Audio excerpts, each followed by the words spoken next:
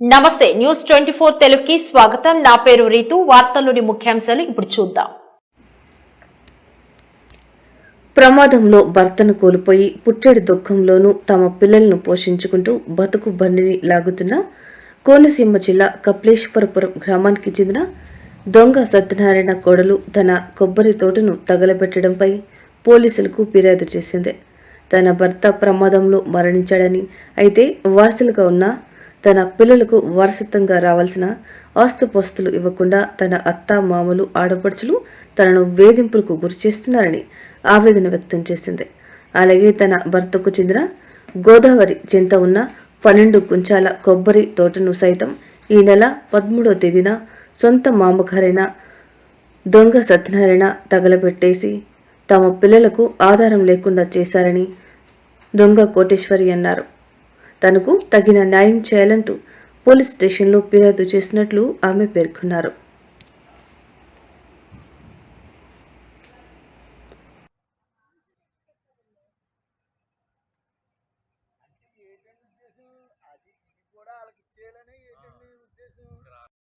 నమస్కారం అండి. నేను కపిలేశ్వరం కాపురస్తులైన దొంగ సత్యనారాయణ గారు కోడల్ని. వాళ్ళ అబ్బాయి 2015లో రోడ్ యాక్సిడెంట్లో చనిపోయాడు సార్. అప్పటికి నాకు 2 పిల్లలు సార్.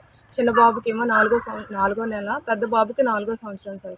అప్పటి నుంచి కూడా నాకు ఎటువంటి కూడా మా అత్తవారి నుంచి ఎటువంటి నాకు ఒక సాయం లేదు సార్.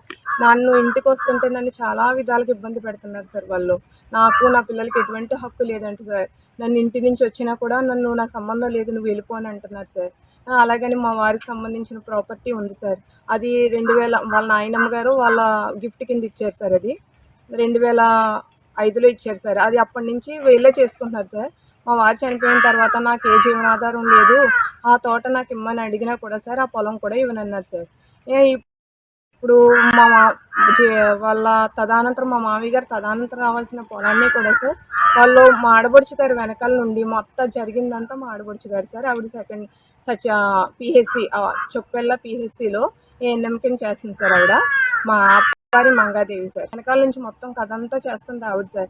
నా బిడ్డలకి వారసులు అయ్యుండి వాళ్ళకి రావాల్సిన ఆస్తిని కూడా వాళ్ళకి దక్కనివ్వకుండా సార్, మొత్తం ఆస్తి అంతా ఎవరికి తెలియకుండా మొత్తం 8 ఇయర్స్ నుంచి ఇస్తామని నమ్మించి తన పేరున ప్రాపర్టీ అంతా రాయించేసుకుంది సార్. నాకు ఏ విధమైన అత్తమామల నుంచి వచ్చేది కూడా నా పిల్లలకి ఏమి దక్కనివ్వకుండా చేసేసింది సార్.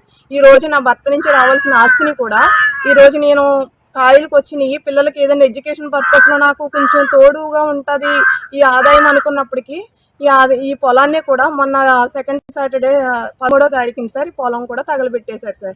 నాకంటే ఎటువంటి ఆధారం లేకుండా నన్ను ఈ రోజు నడి రోడ్డు మీద నిలబెట్టారు సార్. నా పిల్లల్ని ఎలా పెంచుకోవాలి సార్ నేను?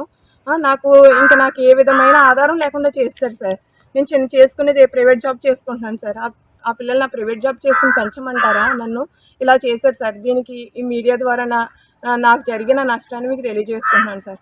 సరే చూపించగలుగుతారని ఇది కంప్లైంట్ సార్. ఎస్ఐ గారు పంపించారు. నిన్న వచ్చి మన కానిస్టేబుల్ గారు వచ్చి కంప్లైంట్ రాసుకోవడం జరిగింది సార్. 45 మొక్కల వరకు మొత్తం డ్యామేజ్ అయిపోయినాయి సార్.